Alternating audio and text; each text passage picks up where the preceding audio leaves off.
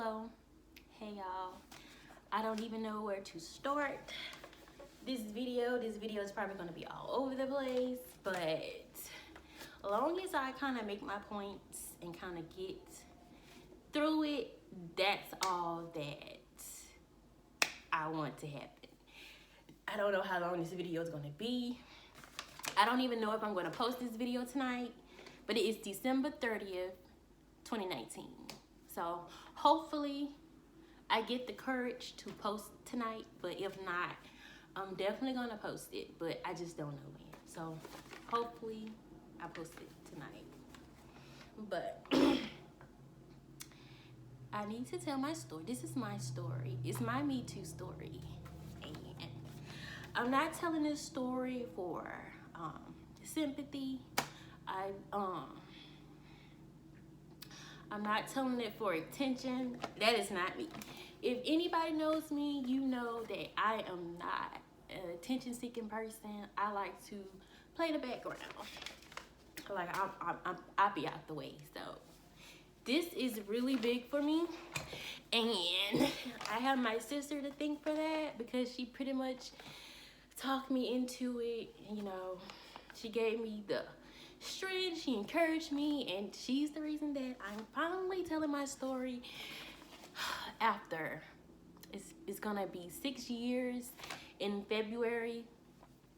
So right now it's 5 years, and it's taken me 5 years to even kind of tell this story to like the public. Some of my friends know, but most of them don't. But in 2014, I was raped. Not by one guy, by two guys at the same time. And I thought that I had gotten over it. I thought that, I was over the situation. I thought that I had, buried it.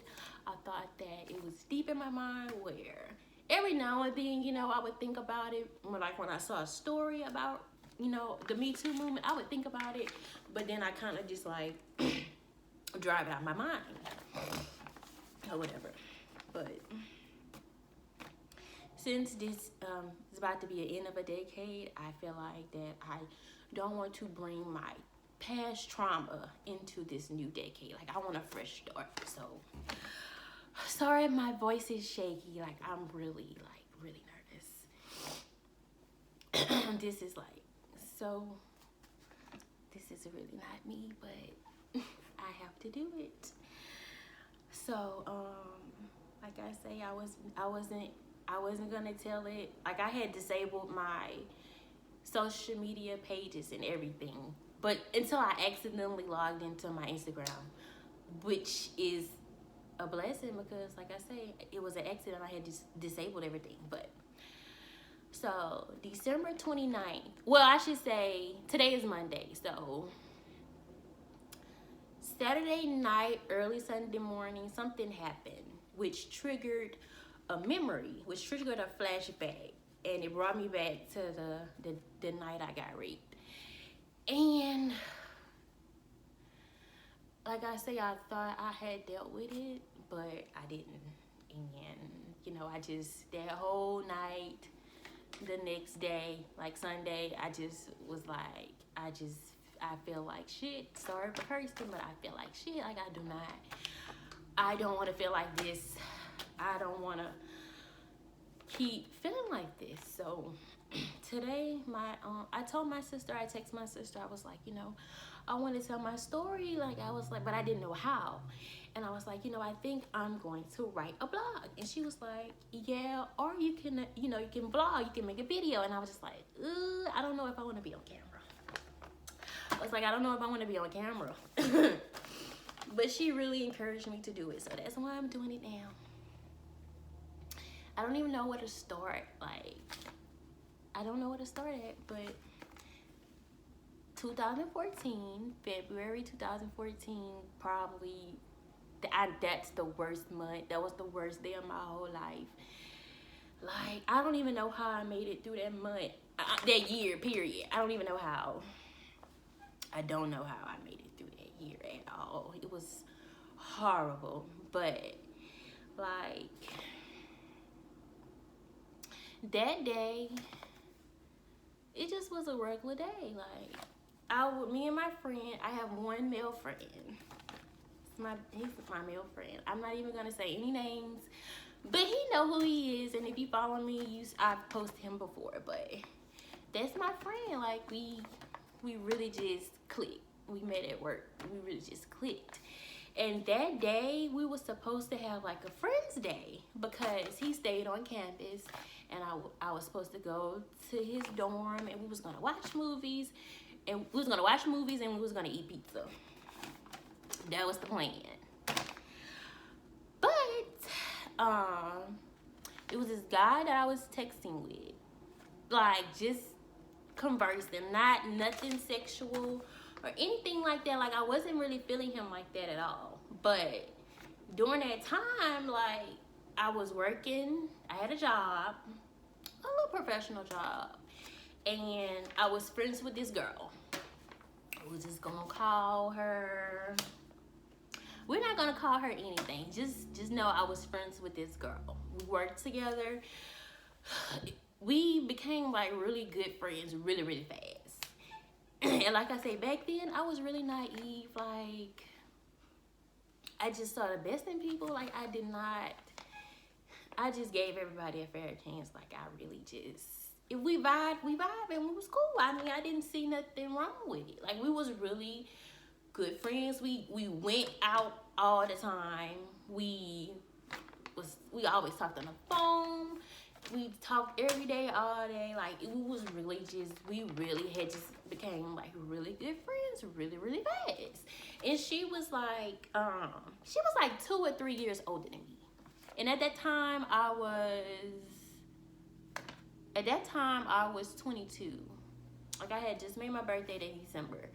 So that, like, I met the guy through her, and she was talking to this guy, and he like, she was talking to this guy A, and guy A had an uncle that was my age, guy B. So guy A and the girl I was friends with at the time both were the same age, and his uncle was my age. So that it kind of like happened like that. And he asked, like, he said the dude wanted to text with me, like converse with me. So that's what I was doing. I didn't find a guy attractive. He wasn't attracted to me. He was short, and he wasn't attracted to me. Not saying short people are not attractive, but I'm 5'4", and I'm attracted to people that's taller than me. So me and a guy text, but it didn't go anywhere because, like I said, I wasn't interested in him, and I was doing my own thing. I had other people that I was texting, but like I say, but that particular day, I remember that the guy had texted me, and he was like, "Hey, you want to come to this shot party?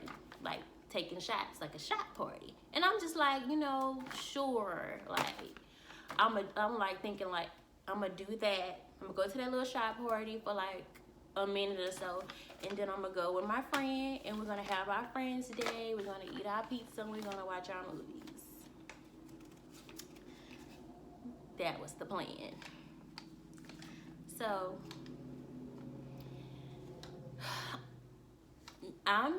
so it gets late, it gets to the nighttime, and I remember texting her, the friend. I remember texting the friend like, I'm on my way to the shop party. Like I'm on my way to the guy A house, because that's where it was gonna be at. It was gonna be at guy A's house.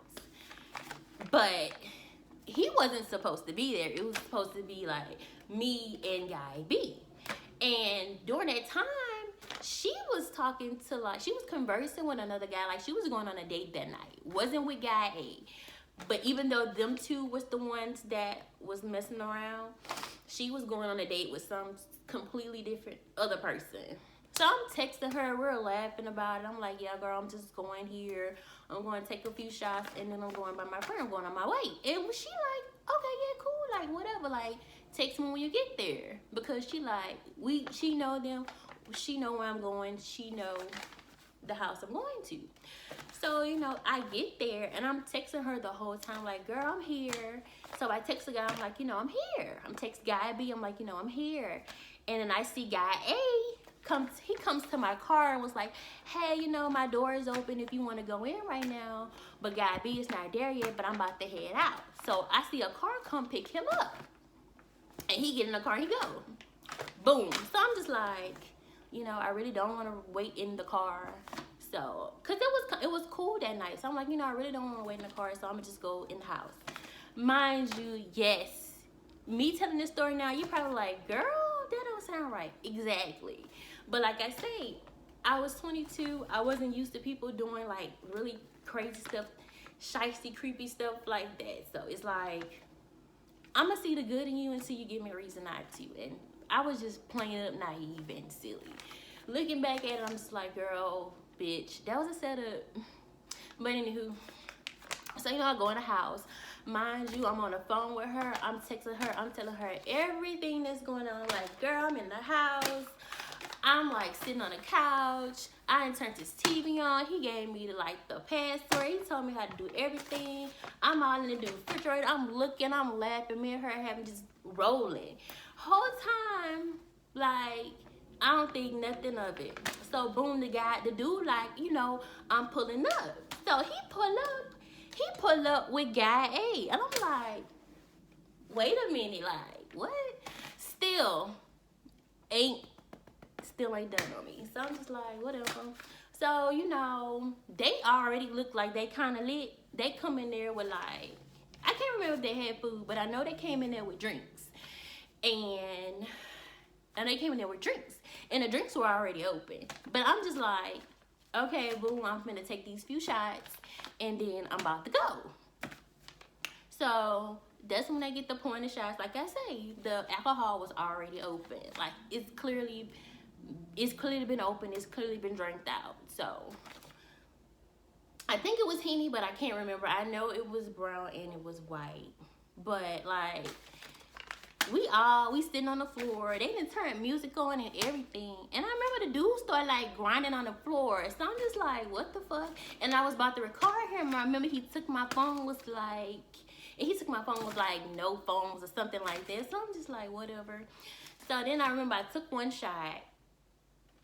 And then like I took one shot. I remember taking one shot. Like they took a shot. I was the last one to take a shot. So I took a shot and I was just like, okay. And then I remember they was like, you know, take another shot. So I'm just like, okay, like whatever.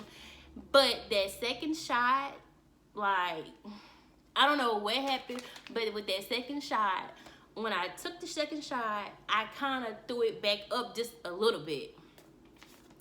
And then I started feeling like my head started spinning. And I'm just like, wait a minute, like, I shouldn't be feeling like this after like 1.5 shots. Because like I said, I threw up, that second shot, I threw it up just a little bit. So I'm just like, I shouldn't be feeling like this after like one shot. I've never gotten this drunk. Like, I've never felt like this. And it didn't dawn on me that, girl, like, they more than likely they slipped something in your drink in that shot. But like I say, me being nice, me just believing everybody have the best intentions, I didn't think like that. So I threw up a little bit. So that's when I started like trying to clean myself up. And he was like, you know, here, the bathroom down the hall. So I walked to the bathroom and guy B walks to the bathroom with me. And like I had got a little bit on my shirt. So I'm trying to like, you know, rinsing my mouth out. I'm trying to like wipe my shirt. And he starts like trying to take my shirt off. And I'm just like, no, like that's not what I'm trying to do. So I'm like turning around, trying to leave out. And he was like, just like, wait, just go sit down in the room right there. And it was the room right next to the restroom. So I go to the room, and mind you, it's a new house. Like the guy just moved in there. I can't remember when he had moved in there, but he had just recently moved in there. So it was like an air mattress bed in there. So I remember just sitting on the bed, and it was pitch black in there. The only light I saw was the bathroom light. So I'm sitting down, and I look, like I see guy B coming in the room, And then I look in the corner, like behind the door. I see guy A, like peeping at me like a real creep, like jacking himself out. And I'm just like, oh my God, like, what the fuck? But mind you, this shit is starting to kick in, so I'm like, really, you know, I'm like, really, like, I'm really in and out. I'm really feeling like in and out. I'm just like, I'm aware of my surroundings, but it's like, I'm numb. It's like I can't move. Like, I'm just there. And it's the weirdest feeling. It's the weirdest feeling. It's like you are aware of your surroundings. You can feel everything. You can hear everything. You just can't really move. And that's kind of where I was. And then, like, guy A come from the back, from behind the door, and guy B comes as well, and they close the door. Mind you, it's pitch black in there, so I can't really see anything. But I can't see anything at all. The only thing I can do, I can feel everything. I'm aware of my surroundings, but I can't move, and I can't really talk either. It's like, I know I said stop, and I know I was like no, but it's like I was thinking. It's like I was screaming it in my mind, but my voice was so like low and just like stop, like stop, like stop. That's how I was. So it just was like, I couldn't, like, I'm screaming in my mind like stop. Like, I don't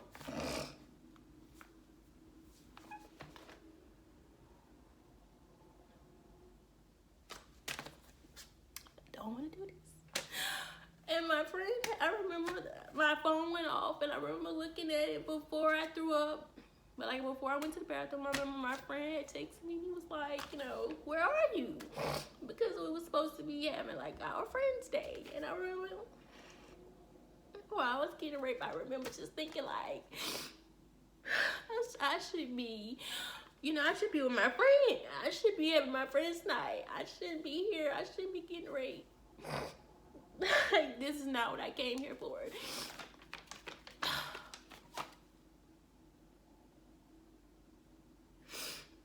And I couldn't move. I couldn't do nothing. I just was there. And I just had to lay there. I was laid there. And the thing that made it worse is like, they knew that I couldn't really move. And I couldn't really, like, really vocally say stop and fight them off. So it was like, to add insult to injury, it was like, not only did you rape me in that room, but you took me out into the living room and you raped me in there too, and then you brought me back. And then you brought me back to the room to finish raping me. And then when you was done, like, yeah, I'm done. Like, she can go. Like, that was the worst feeling. It was the worst thing I've ever been through.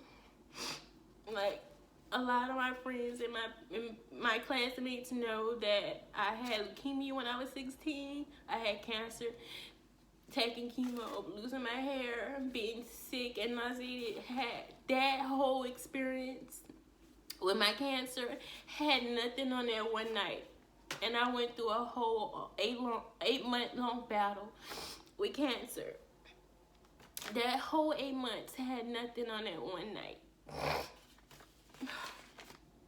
And I remember texting my friend before I even went to that shot party. I remember texting her, and I remember saying, like, I hope guy B don't think I'm coming over there for sex, because I wasn't at all. Like, it wasn't on my mind. The only thing was on my mind was, you know, going to my friend's dorm and us having our movie night. That was the only thing on my mind.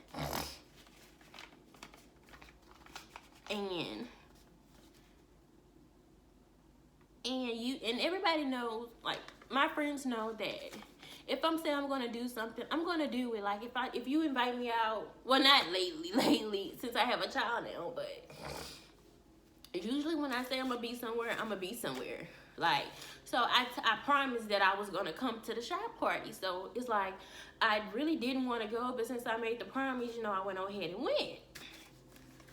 And I feel like that was the worst mistake I could have ever made. So and then so like it's like when it was over with is when I like got my strength, and then I remember just putting on my clothes, finding my clothes, putting on my clothes, and just getting everything and like trying to just get out of there as fast as possible. And I remember them like blocking the doorway, not trying to let me out. But some kind of way, I just got out. I mean, I think they just let me out because they was like, no, you can't drive. Like, you can't drive because like you too drunk to drive. Like, still putting it off like I'm drunk when I only had 1.5 shots. But I just like, I'm leaving. Like, I'm getting out of here. Like, I was hysterical. And then I remember getting in the car. I remember the first person that I text was my supposed friend, the girl. I remember I texted her and told her, I don't know if I think I used the word rape. I have the whole conversation in my old phone, but my old phone is like an iPhone S, like 4S, so it has that square charger, and I never went to buy another charger, but I have that whole conversation with that girl still in that phone. It's still in that phone. And I made sure to keep it. Always keep that phone. I made sure to always keep that phone so that I can always look at that message and know never. If it ever came to a point where I met up with her and we had a discussion or a conversation about it, I made a promise to myself to never delete those messages so I can know to never, ever be friends with her again. Usually when like something happened with somebody that I was friends with, and if it was something minor, you know, I feel like we can work on being friends again. Not that situation at all. But I remember texting her and telling her what happened, and I remember her telling like, okay, like it was something like so just like, okay, bitch, and so I remember calling her like, what's that supposed to mean? Like the text she sent me, I'm like, what's that supposed to mean? And I remember talking on it. I remember her saying like, well, what did you expect? Like, you already knew what was gonna happen. Like, I always knew you wanted guy A. The guy that she was messing with, she straight up told me, she was like, you know how you are when you drink. And I'm just like, huh? Like, what? I just could not believe what I was hearing. I could not believe what I just happened. It's just, I was just all over the place. Like, all over the place. But I remember her like telling me, and for her to say how I am when I'm drinking, when I'm drunk, which took me, cause like, girl, how am I? Because like I say, I not too long had just even started having sex. Like I say, I got raped in February 2014, and I didn't lose my virginity until like August 2013. So I hadn't even been having sex like a whole year. So when she said that, I'm just like, it's like, is that you've been feeling some type of way about me this whole time? Like you said, you knew that was gonna happen. Like you knew I wanted the guy you was messing with, which is a complete lie, because anytime she would text me about him, I would be like, girl, I don't like him. Like I don't fool with him like that. And she knew that. So it made me feel like, girl, this whole time, like, you felt some type of way about, like, he might have mentioned, like, he would always tell her to send little messages to me and stuff like that, because she would be like, oh, I'm on the phone with Keisha, I'm talking to Keisha, something like that. So he would always send, like, tell her to tell me little stuff, and we would go back and forth like that, just like joking. But I honestly and truly did not like him like that at all, especially how she told me like one time he like choked her or something like that, and that after that I really didn't like him. So that just made me realize, like, all this time, like, girl, you felt some type of way about it. Like, you felt like the dude liked me or something like that. So when it happened, it was just an easy excuse for her just to, like, just shit on me, and that hurt me so bad. That hurt me so bad. But she was like, yeah, girl, it was your fault. You knew that was gonna happen. You knew how you are and drink. Anybody know when I drink, I laugh a lot. I'm real happy. I'm non-confrontational when I drink. I just be want to have a good time. But not like that. Not rape. Not at all. And 2 guys at that, like, that was just so hard to get through. But I remember after I got off the phone with her, because I was hysterical, I remember calling my friend and telling him what happened.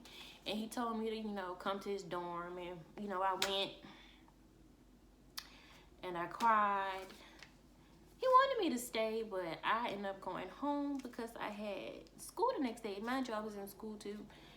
And the guy B, had so much nerve, so much gall.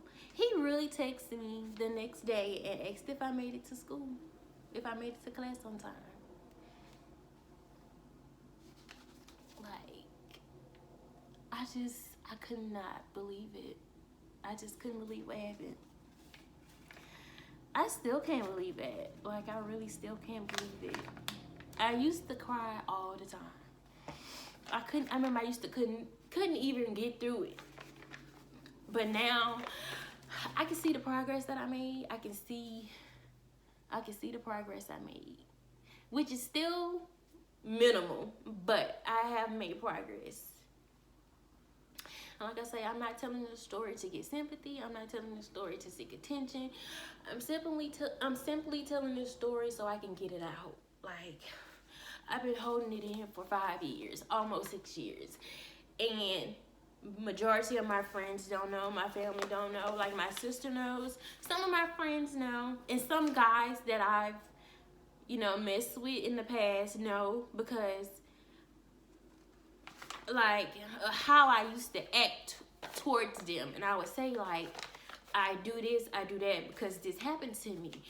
But some guy, like, I remember this one guy told me, he was like, that's not an excuse. Like, and I'm just like, that really messed me up too. Because I'm like, I'm sitting here telling you this, I'm confiding in you about this, and you sitting here telling me that's not an excuse when you ask why I do certain things. I'm telling you this so you can know why I act the way I do, why I do certain things, and why I act like that. So that's when I really stopped telling guys altogether. Like, I just stopped telling them anything. Because I didn't never want anybody to try to victim shame me and, like, blame me. Because that's exactly what she did. And for the longest time, I really felt like it was my fault. You know, I felt like I did deserve it, because you over there, you taking shots. Like, what do you think was going to happen? Like, I felt like that for a while until I had another friend, you know, that I told too, that I was really good friends with at the time. And she was like, she like snapped me out of it. Like, girl, it's not your fault. Like, nobody wants to be raped. Nobody wants to go through that. I don't wish that on nobody. Especially what I went through, like, 2 guys. So it's like, oh. She had really snapped me out of it. I don't even know why I put on makeup, because I'm just gonna cry it out. But she, like, really, like, instilled in me, like, it was not your fault. Like, that's not your fault. It was not your fault. Like, I still blame myself, you know. And it's hard. Like I said, that year was hard. That year was so hard. And I ended up, like, I didn't want to deal with any guys. I ended up cutting my hair off that year. I remember I cut my hair off in May. I went back bald because I just was so depressed. And I was just so depressed. And then that year, I remember the only thing that made that year bearable was because my uncle planned a trip to Las Vegas that year.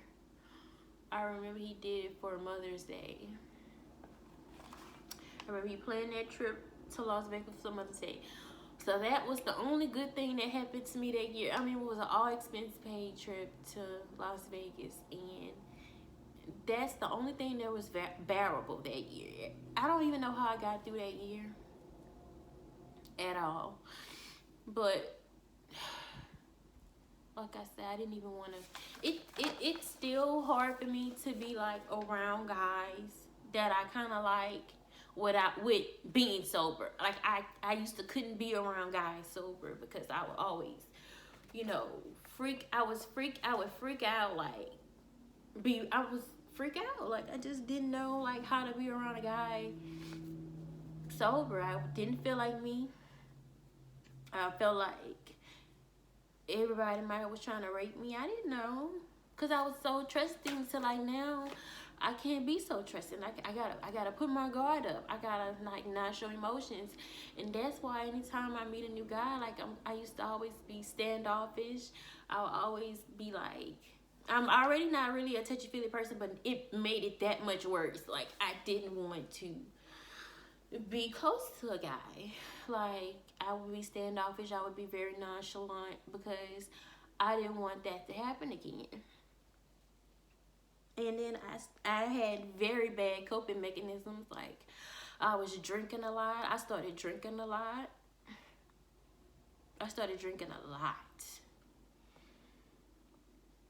And that's how I was coping. I ended up getting pregnant in that year, and I remember I had a miscarriage. I think I ended up getting pregnant at the end of the year, like November, and I had a miscarriage. I think I got pregnant in November, December, but I remember I ended up having a miscarriage that January of 2015. Because like I said, I started drinking a lot. I started like just kind of not caring and kind of wilding out. And I remember going to the hospital and having to have like, I think it's like a D&C. I remember not doing that and just being so happy that I wasn't pregnant. And then February come around that same year and I get pregnant again. And I felt like that was the Lord like trying to sit me down, like trying to just have me stationary to where I'm out here doing all these reckless things and having this reckless behavior. Now I have a baby. Now I'm pregnant. I can't do all that. So from February until like that whole year, I just pretty much, I did nothing. I went to work and I came home. Like I gave myself a break. I still didn't really deal with it because, like I said, I like to drink. So I couldn't drink. So I just was kind of going through that pregnancy kind of alone too.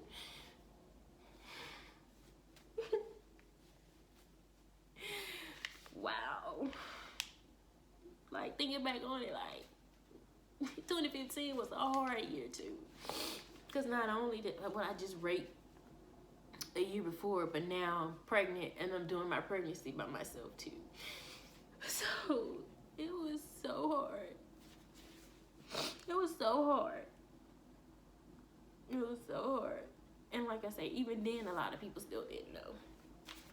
I only told my mom about the rape because I had to tell her I was pregnant. I wasn't pregnant from the people that raped me, though.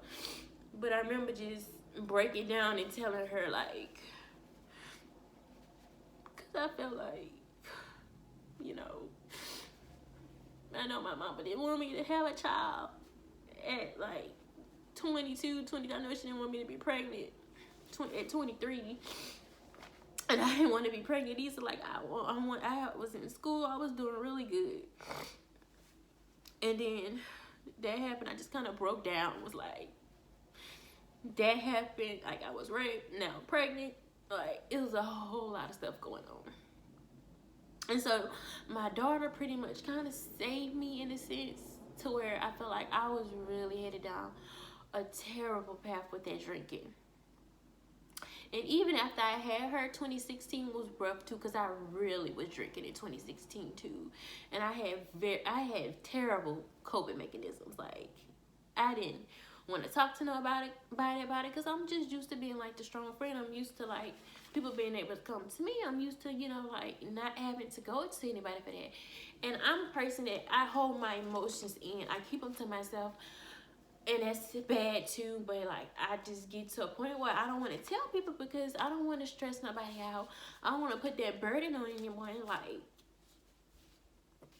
you know, you tell somebody you was raped, that's heavy for anybody to deal with, especially when it's your friend or when it's your family member. Like, it's hard. So I just remember not, you know, really telling people and not wanting to like relive the situation. So I just didn't bring it up. I got it out of my mind. And I just tried to, you know, go through the day, just get through the day without having to drink. And finally, in like 2017, like towards the end of 2017 and towards 2018, like I really slowed up with my drinking and stuff like that. And this year I really did a good job up until recently when my drinking kind of picked back up. But also, and I would drink and I would smoke to kind of take the pain off, like smoke weed and drink. So that was my coping mechanism. And I kind of also use sex as a coping mechanism because it's not the sex that it's not the sex. It's kind of like the feeling, the intimacy of it all, like feeling wanted at that very time, at that moment, like somebody wanting you, like wanting to be with you in that moment. That's the kind of thing that I craved a little bit. And it's weird, you would think that I wouldn't want to have sex, period, but it was the opposite. Like, everybody deals with the situation different, like a rape different, but that's kind of like how I was coping. Like, because like I said, I didn't feel like myself anymore. I was happy. I used to be happy. I used to be like just cheerful and like always thinking positive. And after I got raped, like I didn't feel like myself anymore. So usually when I would drink, I would feel like myself. Like, intoxicating me, I felt like me. I felt happy. I felt like I can let my hair down. I felt like I can be around a guy. I felt like I can, you know, just be calm and be chill when I smoke and when I drink. And so that's why I had to kind of stop drinking a lot too, because I didn't want to, you know, I didn't want to have it to be I didn't want it to be a habit. I didn't want to be able to have it. I didn't want to have a drink just to get out of bed. I didn't want to have a drink just to be around people. Like, I wanted to actually be able to be around someone and not have to be drunk to feel like myself again. But this year was hard as well because not only did I pick up my drinking again, not only did I pick up smoking again, but also I started with pills. And it's not even the pills you would think. Like, I really started taking Benadryl pills. And I remember I can't remember when, but I remember like in November, I remember taking 6 pills at a time. I remember taking 6 pills at once. I had a rough day, and I remember just taking 6 pills, just wanting to go to sleep.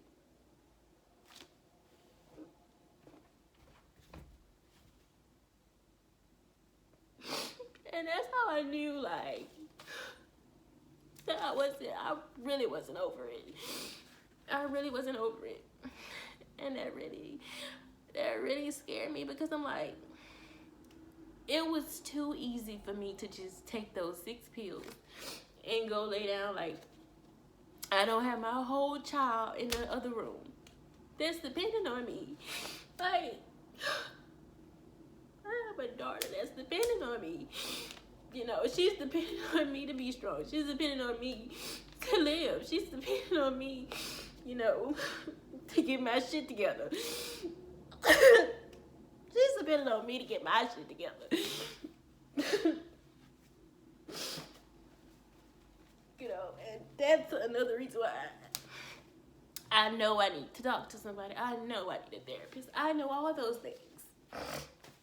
But it's hard, you know. It's hard. Even with me just talking to this phone, it's hard. But like, I knew then that like, when I start wanting to feel like I don't want to be on this earth anymore, that it's time to make a change. Like, I can't drink it away. I can't smoke it away. I can't take pills to take the edge off. I can't sex it away. Like, I can't do all that. I can't just ignore it. Like, I cannot.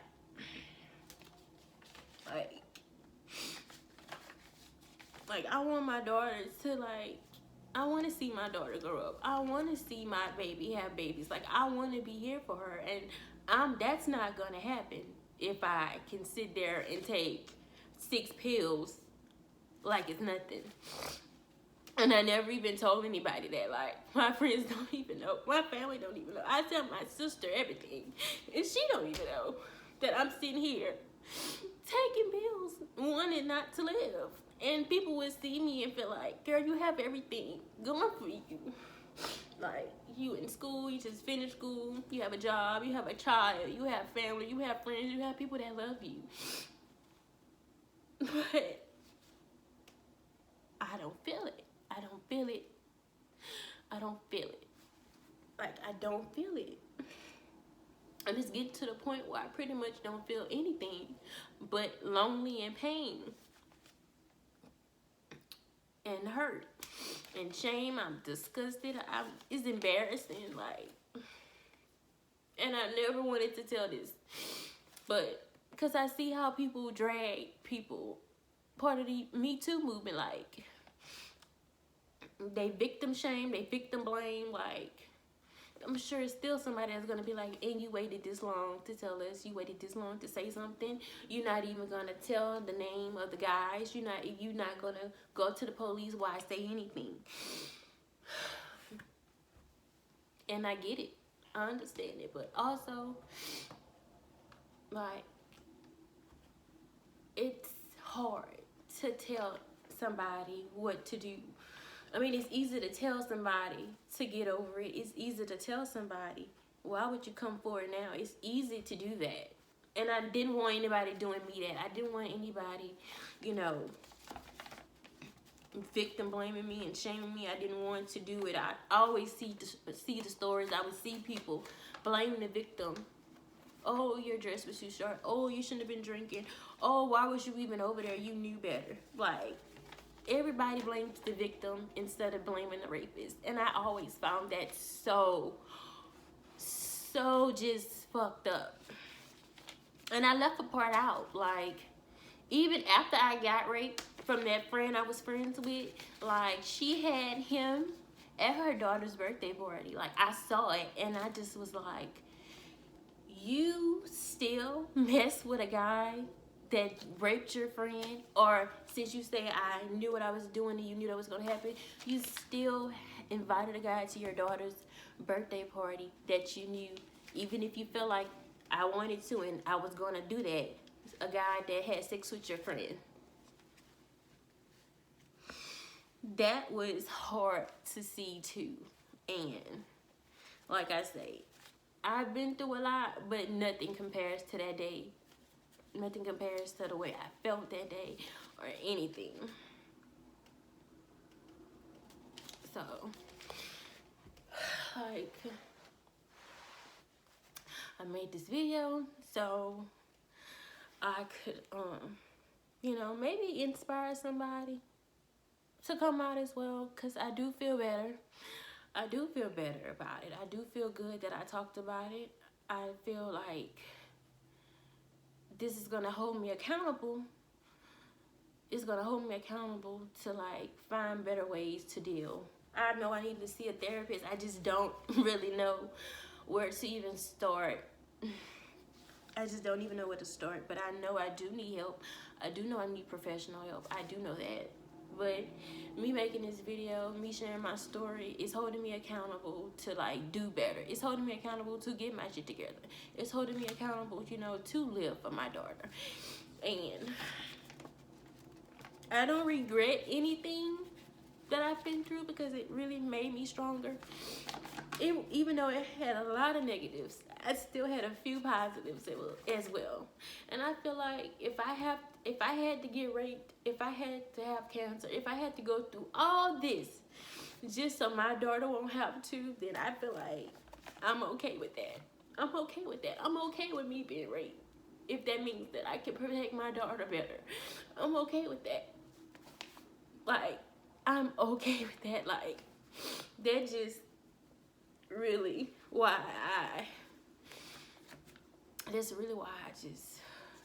I'm okay pretty much with it. If somehow me going through all that helped me to shield my daughter from everything that I went through. And I'm sorry this video is so long. I'm sorry I was all over the place. But I thank you all for listening. If you made it to the end, I thank you all for listening. I thank you all for whatever advice that you may have. I thank you all for, if you know a therapist, anybody that you recommend, I thank you for that too. I thank you for everything. All the positive things. Like, I don't want any negative. I don't want any negative comments. If you're gonna be negative, please just keep it to yourself. Like, I do not need anybody victim blaming me. I don't need anybody shaming me. I don't need anybody telling me what I should do. Not what I should do, what I should have did. Because it's over, it's done, it happened. And I'm pretty much in a better place with a lot of stuff. But like I said, recently I just started with the pill thing, and I do not want to do that. I don't want to make that a habit at all. So like I said, made this video to hold myself accountable, to do better, and to make better decisions. So like I said, if you have any advice, I'm open to that. I'm open to an open dialogue. I'm just hope that me making this video gives somebody else courage if they went through a similar situation, or if they're going through a situation like, you know, it's okay. It's all right. I understand. Like, I understand. But like I say, I don't want anybody to start that victim blaming and that victim shaming, because, and it's mostly me. I see a lot of women do it, but I see a lot of men do it, and people never care about it until it's them, or is it to their loved ones, to their mom, or it's to their dad, it's to their son, or if it's to their friend or their girlfriend or their auntie, whatever, or their sister. Everybody want to blame the victim, but nobody want to blame the rapist. And I just think that is so fucked up. But thank you all for listening. Like I said, I was supposed to cut this video off a while ago, but thank you all for listening. And I hope that this inspires somebody to, you know, maybe share their story, or, you know, to go seek help, or inspire you to want to change your life around. If you a person that, you know, have raped somebody, I will hope this inspires you to, you know, seek help or to reach out. And it's nothing really you can say to somebody that you've raped, but, you know, you should definitely seek help as well if you out here raping people. And that's all I have to say. Like I said, I thank you all for listening, and I'm done. This video is way too long, but I really do feel better. I feel like a weight has lifted off my shoulders, and I just, like I say, I don't want any sympathy. I needed to get it out, and this was my way of getting it out. This is my safe space of getting it out. Thank you. Bye.